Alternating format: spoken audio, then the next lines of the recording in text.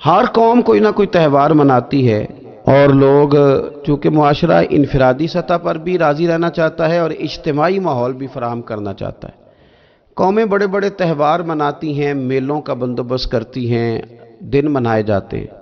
اسلام کے اندر بھی دن منائے جاتے ہیں، اور بڑی قریب ایک دن آنے والا ہے جسے عید الفطر کہا جاتا ہے۔ لیکن اسلام کے تہوار باقی قوموں کو یہ بتاتے ہیں کہ تہوار منائے کس طرح جاتے ہیں۔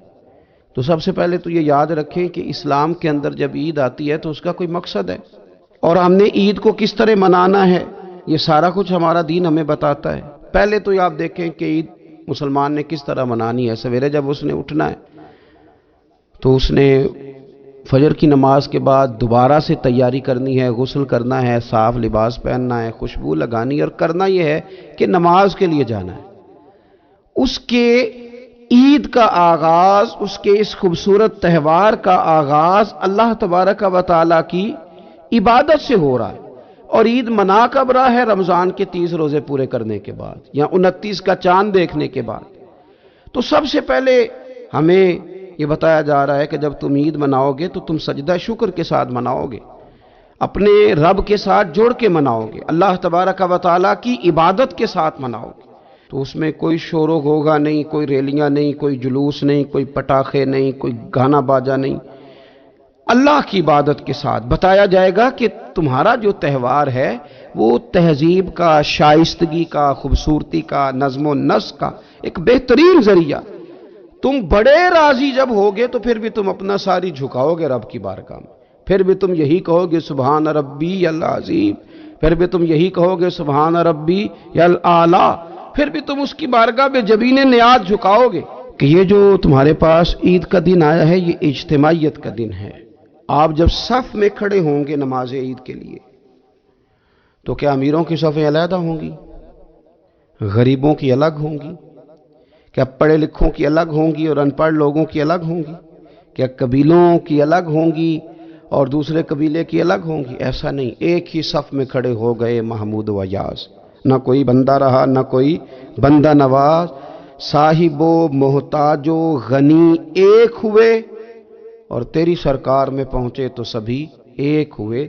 اجتماعیت کا اظہار ہے، اجتماعیت کا، عید کا پیغام اجتماعیت کا اظہار۔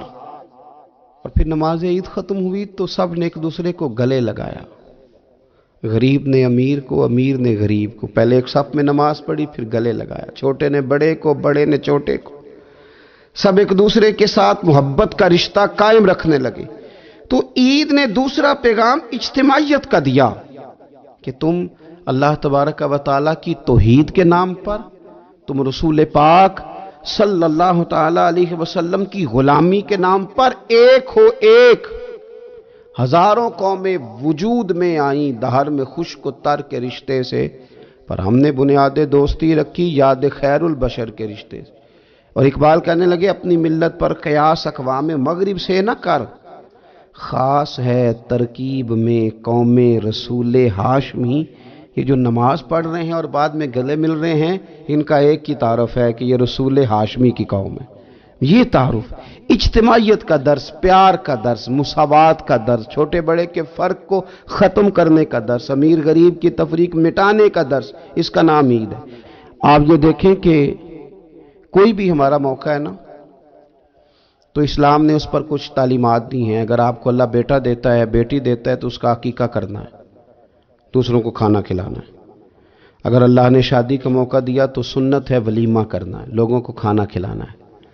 اگر بڑی عید کا موقع آیا ہے تو قربانی رکھ دی گئی ہے، آپ گوشت کریں گے، اس کا ایک حصہ رشتہ داروں کو دیں گے، ایک حصہ غریب نادار لوگوں کو دیں گے۔ اور عید کا موقع آیا تو صدقہ فطر رکھ دیا گیا چھوٹی عید پہ، اور صاحب نصاب پر زکوٰۃ بھی فرض کر دی گئی، جو بالعموم رمضان میں ہی دی جاتی ہے۔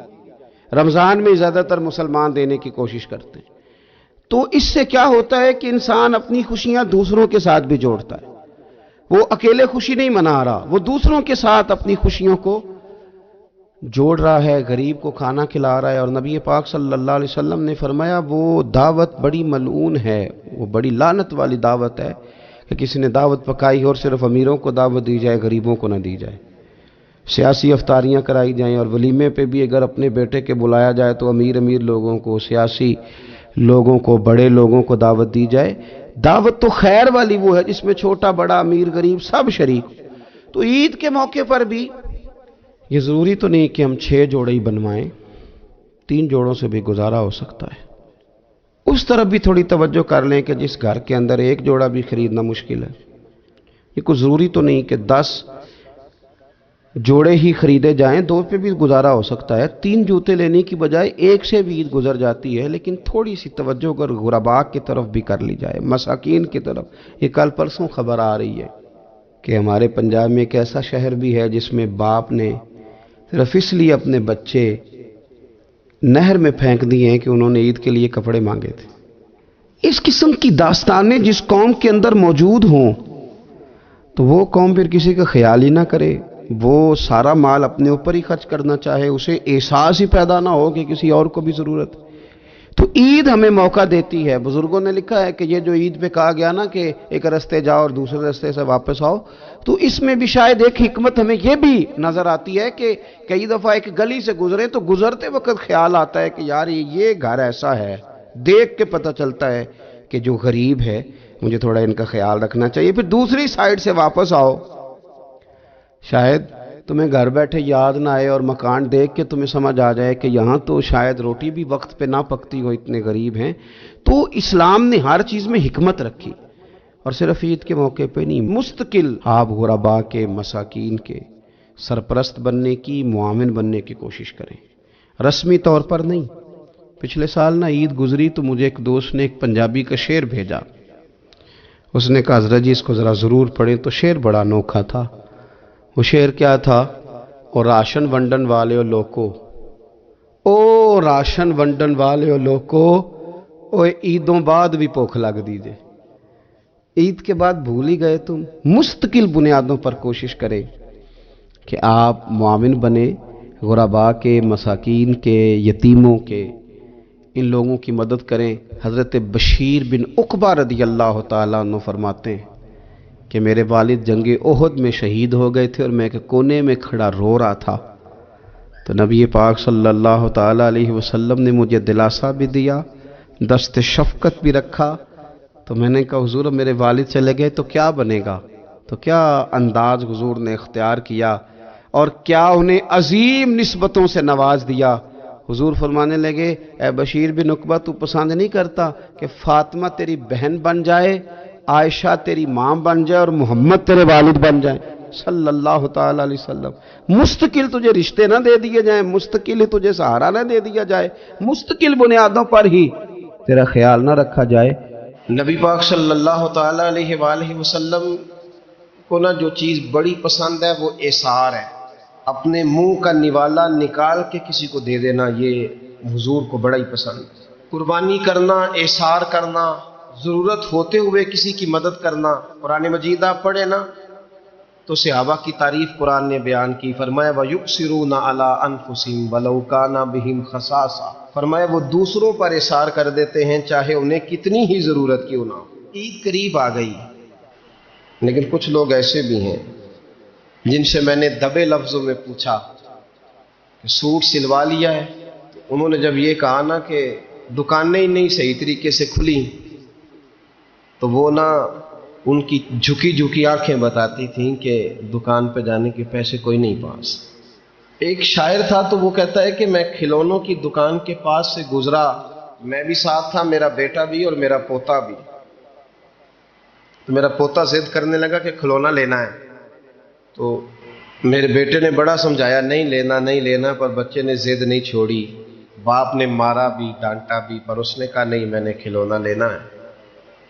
جب میرا بیٹا نہیں مان رہا تھا تو میں نے پھر اس کو کہا، میں مثال دے رہا ہوں، پس منظر کچھ یوں بنا ہوگا۔ اس نے کہا کہ تم کھلونے کی دکانوں کے پاس سے کیوں گزرے؟ یہ بچے کی ضد ہے، یہ سمجھوتا نہیں کرتی، یہ بچوں کی ضد ہے، یہ سمجھوتا۔ اور وہ آج بھی دوپہر میں بچوں کو سلا دیتی ہے اس ڈر سے کہ گلی میں پھر کہیں کھلونے بیچنے والا نہ آ جائے۔ صرف میری گزارش اتنی ہے کہ 3 जोड़े बनवाले वाला एक बनवा ले, और थोड़ा थोड़ा ना एसार का जज्बा, गरीबों का ईद पर खुसूसी ख्याल। अमीरों ने सारा महीना गोश्त खाया है और बड़ा दब के खाया। जो नबी पाक की उम्मत से प्यार करे ना, रसूल पाक उससे बड़ा प्यार करते हैं।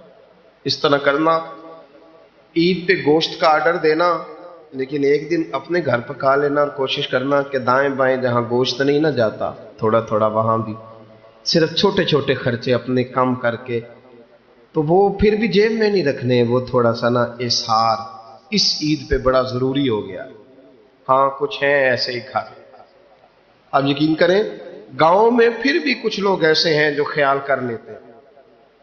शहरों में चूंकि हम एक दूसरे का हाल भी नहीं पूछते, आज भी गांव में कुछ कच्चे मकानों वाले अपने हमसाये के घर फाका नहीं होने देते। थोड़ी थोड़ी ये अपील है, मेरी खास अपील है, याद रखना। थोड़ा सा, मेरा एक दोस्त से बड़ा ही प्यार है, बड़ा ही, मुझे बड़ी मोहब्बत है। मैं, जरूरी तो नहीं हर बंदे के मुंह पे कहा जाए। उनकी बेटियां काम करती हैं। मुझे एक सुबह उन्होंने बताया कि बच्चियां काम पे जाती है, तो मैं फजर के बाद सोता हूँ। उस दिन मैं सो नहीं सका, बड़ा मैं अजियत में आ गया। मैंने कहा कि बेटियां तो मेरी भी है ना, तो इसलिए ये थोड़ा सा ना मेहरबानी करें, खुदारा थोड़ा सा ना उम्मत का दर्द भी महसूस करें।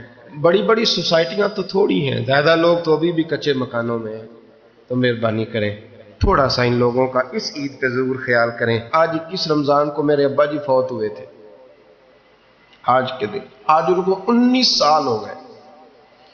अब 19 साल पहले मैं कहां था, आप सोच सकते।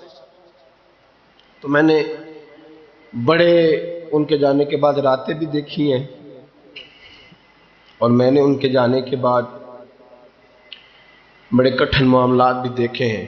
तो मैंने ये जायका चखा है, मुझे पता है कि ये जो गरीबी का और यतीमी का रंग होता है, इसकी असल शक्ल क्या है, वो मैंने असल शक्ल देखी है। तो मैं इसके मद्दोजर से मैं वाकिफ हूँ, मुझे इसका पता है।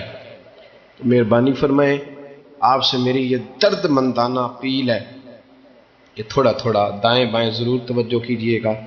हजरत बायजीद बुस्तामी फरमाया करते थे, जिसने हमारी चुप से कुछ नहीं सीखा, उसने हमारी तकरीर से क्या सीखना है। अब थोड़ा सा ना इशारों की बोली भी समझें।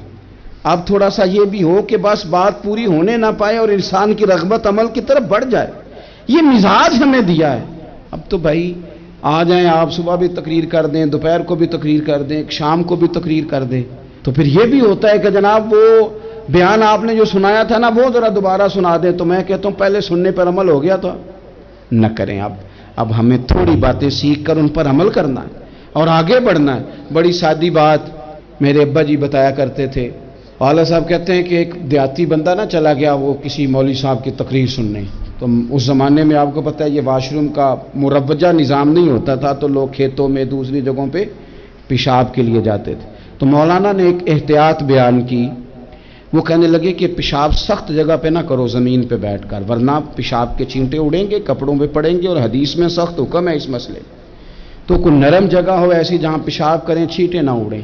वो बंदा अमल करने वाला था ना, उसने निरी तकरीर सुन के सर धुन के जाना नहीं था।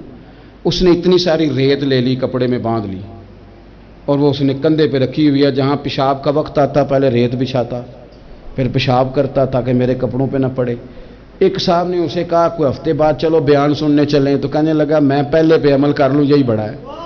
मैंने तो इतनी सारी रेत, कंधा थक गया है मेरा, उस दिन से उठाई है, तो मैं नहीं चाहता कि नहीं भी सुनूं तो किसी और जगह में। ये तफरीह तबाह के लिए बात को ना समझें। उस सादे आदमी ने जो हमें समझाया, मुझे और आपको, उस पर गौर करें कि कल भी सुना था, परसों भी सुना था, पीर साहब ने तरसों भी कहा था, शेख ने परसों भी कहा था, पिछले हफ्ते भी कहा था। तूने अगर शेख की भी नहीं सुनी, उस्ताद की भी नहीं सुनी, पीर की भी नहीं सुनी, और इस दौर के पीर जो सही काम करने वाले हैं, उस्ताद जो सही काम करने, मजबूर हो गए हैं बेचारे। कहते हैं किसकी तरबियत करें। किस दर्द से कहा था हजरत सुल्तान बाहू ने। वो कहते हैं और रब दा तालब कोई भी नहीं मिलया, इते जो मिले तालब ज़रदा हो।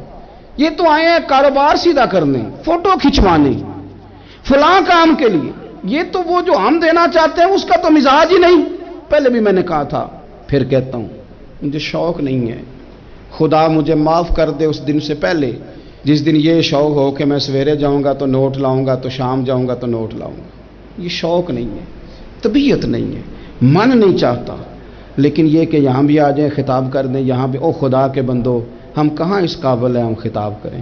ہم نے تو نا جی ایک اذان دینی شروع کی ہوئی، صبح و شام ایک اذان پڑھتے ہیں، ہے یہ پیغام حضرت احمد رضا کہ بارگاہ نبی کے رہو با وفا. ہم تو کہتے ہیں ادھر آ جاؤ، ٹھوکریں کھاتے پھرو گے ان کے در پہ آ پڑو، قافلہ تو اے رضا اول گیا آخر گیا. ہم تو کہتے ہیں ادھر آؤ، اللہ رسول کی بارگاہ کی طرف رجوع کرو. اور وہ ایک جملے پہ اگر تو عمل ہو گیا، پیار سے باتیں کرتا رہتا ہوں، سب کے ساتھ نہیں کرتا، جس کا مجھے پتا ہو کہ یہ تھوڑا سہ لے گا. ایک دوست نے مجھے کہا کہ میں تو آتا ہوں تو مجھے علاقے کے لوگ کہتے ہیں ان کو بلاؤ، تو میں کہتا ہوں پورا عمل کرنا میری غلط ہے، تو پھر میں باقیوں کو بھی لگا جاؤں گا.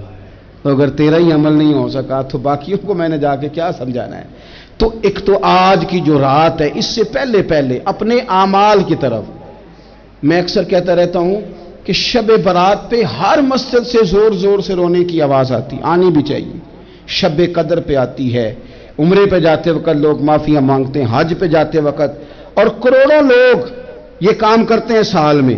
اگر 25 لاکھ 26 لاکھ آدمی یا 50 لاکھ آدمی حج کرتا ہے اور وہ جانے سے پہلے معافی مانگ کے گیا، توبہ کر کے گیا ہے، اور کروڑوں لوگ ہیں جو شب قدر میں ہیں، شب برات میں ہیں، اور انہوں نے کھل کے توبہ کی ہے، تو پھر میرے بھائی سویرے کرپشن ختم ہونی چاہیے نا ملک سے. سویرے 75% جھوٹ ختم ہونا چاہیے نا. ساری رات تو لوگوں نے توبہ کی. صبح 80% حقوق العباد کا مسئلہ حل ہونا چاہیے تھا کہ نہیں ہونا چاہیے. صبح ملاوٹ بہت حد تک ملک سے ختم ہونی چاہیے. تو کیا ہم نے سمجھ لیا ہے؟ ہم نے یہ سمجھا ہے کہ شب برات پہ بھی بس ایک رسم ادا کرو، آؤ تھوڑی توبہ کرو چھٹی کر جاؤ، آئیے شب قدر تو توبہ کرو چھٹی کر جاؤ. کیا یہ ہم نے مطلب سمجھ لیا؟ حج کرنے گئے، رب کی بارگاہ میں حاضر ہوئے، رسول کریم کی بارگاہ سے بھی جو ہو کے آ جائے اور بدلے ہی نہ، وہاں تک جائے اور بدلے ہی نہ. مدینے گئے، کعبے گئے، کربلا گئے، جیسے گئے تھے گھوم پھر کے ویسے ہی آ گئے. نتیجہ کیا ہے؟ اپنی زندگی نتیجہ خیز بنائیں. آج اس خوبصورت موقع پر جب شب برات ہمارے سامنے کھڑی ہے، اپنے ذہن میں تہیہ کریں کہ اب ہم نے بدل جانا ہے.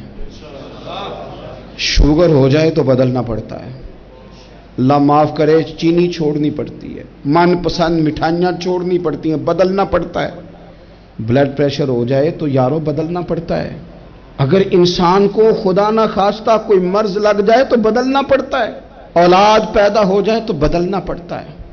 گھر میں بیٹیاں پیدا ہو جائیں تو بوڑھے باپ کو بدلنا پڑتا ہے. بال سفید آ جائیں تو پھر بھی تو بدل جانا چاہیے نا. انسان کی عمر 40 سال ہو جائے تو پھر بھی تو بدل جانا چاہیے. شب برات پہ توبہ کرے تو پھر بھی تو بدل جانا چاہیے. اب بدل جائیں، اب ہم بدل جائیں. اب نہ درد ہوتی ہے، گاڑی میں بیٹھیں تو کمر پہ درد ہوتی ہے. اب ہم بدل جائیں. اب لوگ بتاتے ہیں تیرے بال سفید ہونے لگ گئے. اب ہم بدل جائیں. اب لوگ ہمیں کہتے ہیں بچے جوان ہو گئے. اب ہم بدل جائیں نا یارو. اب لوگ ہمیں کہتے ہیں کہ اوہو اب تو آپ اٹھتے وقت زمین پہ پہلے ہاتھ رکھتے ہیں پھر اٹھتے ہیں. اب بدل نہ جائیں. اب محسوس ہوتا ہے کہ نیند گہری نہیں آتی. اب محسوس ہوتا ہے کہیں کہیں جسم میں تکلیف ہے. اب بدل نہ جائیں. اب نہ کئی کلاس فیلو چلے گئے دنیا چھوڑ کے. بدل نہ جائیں. اپنے بہن بھائیوں میں سے کئیوں کا جنازہ پڑا. بدل نہ جائیں. ہم میں سے کئیوں نے ماں باپ دفن کر دیے، پھول ڈال دیے قبروں پہ. بدل جائیں.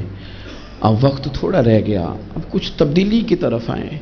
اب توبہ صحیح والی کر لیں. اب استغفار دل سے پڑھ لیں. اب تبدیل ہو جائیں. اب اپنے اندر باہر کچھ تبدیلیاں لائیں. اب اپنے ظاہر اور باطن کو سنواریں. اب اللہ رسول کی بارگاہ میں جانا ہے نا تو کہیں ایسا نہ ہو شرم آئے حضور کے سامنے کھڑے ہوتے، حیا آئے نبی کریم کی بارگاہ میں کھڑے ہوتے اب کچھ تبدیلی لائیں، آج ارادہ کریں کہ آج جو توبہ کریں گے وہ صحیح والی کریں گے، آج جو وہاں استغفار کریں گے اللہ کے حضور حاضر ہو کے تو وہ صحیح والا کریں گے، اب کچھ تبدیلی کا مزاج لائیں۔ اور پھر ایک اور بات بھی عرض کروں، ہمارے ذاتی تعلقات سارے دھوکہ ہیں، ہماری جیبوں میں مال سارا دھوکہ ہے، ہمارے بلند و باغ دعوے سارے دھوکہ ہیں، ہمارے بڑے بڑے رتبے سارے دھوکہ ہیں۔ بڑے تعلقات تھے بیٹے کے، پر ماں بیمار تھی تو اسے صحت تو نہیں تعلقات کی وجہ سے مل سکی۔ بڑے تعلقات تھے نا بیٹے کے، لیکن جب بیماری زور پکڑ گئی تو پھر کیا کر سکا کوئی۔ بڑے تعلقات تھے، بڑا پیسہ تھا جیب میں، بڑا کچھ تھا، لیکن جب جناب اسرائیل آئے تو پھر کوئی کچھ بھی نہ کر سکا، پھر اپنے رہ گئے اور جس کو جانا تھا وہ سب چلے گئے۔ تو یہ جتنی چیزیں ہیں نا یہ کچھ نہیں ہیں، یہ دھوکہ ہے۔ سچ صرف اللہ رسول کی ذات ہے، حقیقت صرف دین ہے، اصل صرف وہ بارگاہیں ہیں۔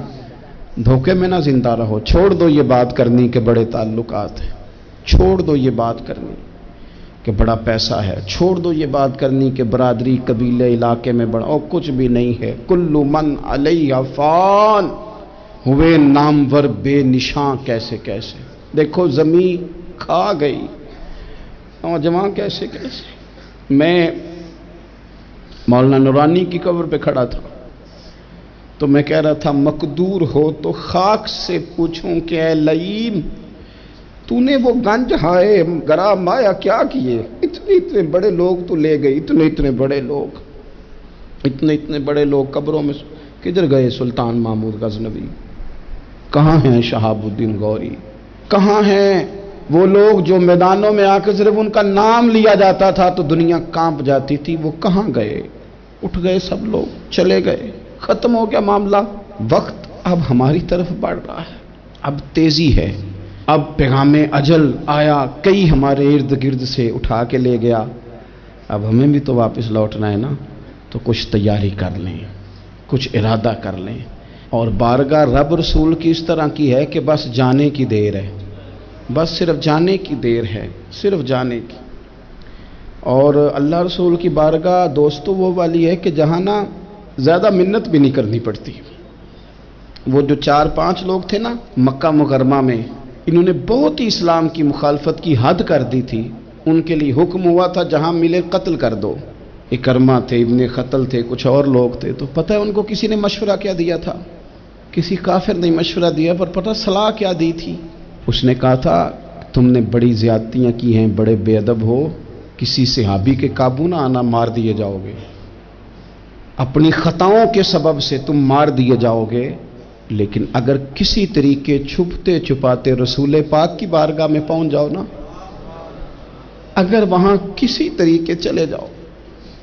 انہوں نے پوچھا معافی کیسے مانگیں گے، منہ کیسے دکھائیں گے، ہم نے اتنے ظلم کیے، اتنی زیادتیاں کی، کیسے معافی مانگیں گے؟ تو کہنے والے نے کہا کہ نہیں کچھ نہیں، تم بس کہہ دینا ہم آ گئے، اس سے زیادہ تو بات ہی کوئی نہیں، اتنا ہی تو صرف کہنا ہے آ گئے، اور نہ آتے تو جاتے بھی کہتے، بس تم اتنا کہہ دینا ان العبد اذا اعترف ثم تاب تاب اللہ علیہ۔